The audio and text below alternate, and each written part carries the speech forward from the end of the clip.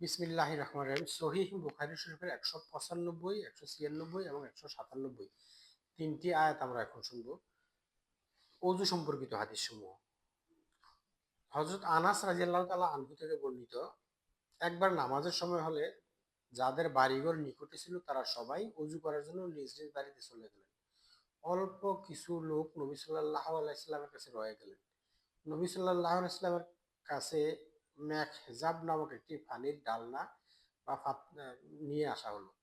পাত্রটি এতই ছোট ছিল যে তার মধ্যে হাতের কবজি ঢুকানো সম্ভব ছিল না। কবজি বিস্তার করা খুবই কষ্টকর ছিল। অতঃপর উক্ত পানি দ্বারা উপস্থিত সবাই ওযু করলেন। হুমায়ত বলেন, আমরা হযরত আনাস রাদিয়াল্লাহু তাআলা আনহুকে জিজ্ঞেস করলাম, আপনারা সংখ্যায় তখন কত ছিলেন? তিনি বললেন, আমরা সংখ্যায় তখন ৮০ জন অথবা তার চেয়ে বেশি কিছু ছিলাম।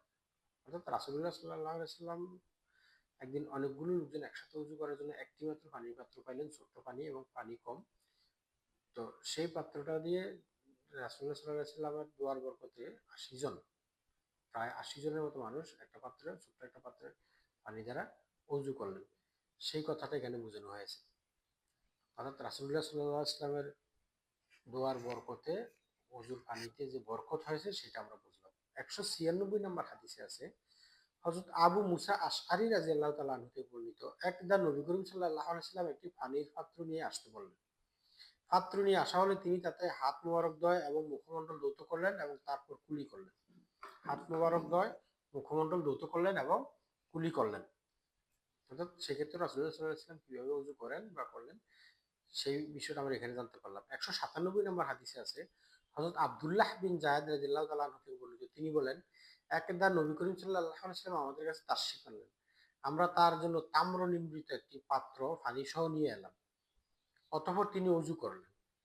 অজুতে মুখমণ্ডল ৩ বার করে আর উভয় হাত ২ বার করে ধৌত করলেন এবং মাথা মাসহ করলেন। মাথায় হাত সম্মুখ থেকে পেছনে, পেছন থেকে সম্মুখে ঘুরালেন আর পদযুগল ধৌত করলেন। হাদিস নাম্বার ১৯৫, ১৯৯ এবং ৯৭ নম্বর হাদিসগুলো থেকে আমরা কিভাবে ওযু করে বা করতে হয়, ওযু সুন্নতগুলো কি, রাসূলুল্লাহ সাল্লাল্লাহু আলাইহি ওয়াসাল্লাম কিভাবে ওযু করতেন সেগুলো সম্পর্কে আমরা জানতে পারলাম। আল্লাহ পাক রব্বুল আলামিন আমাদেরকে সহিহ কোরআন সুন্নাহ মোতাবেক, কোরআন এবং সুন্নাহ মোতাবেক জীবন ধারণ করার তৌফিক দান করুন। আমিন। আসসালামু আলাইকুম ওয়া রাহমাতুল্লাহ।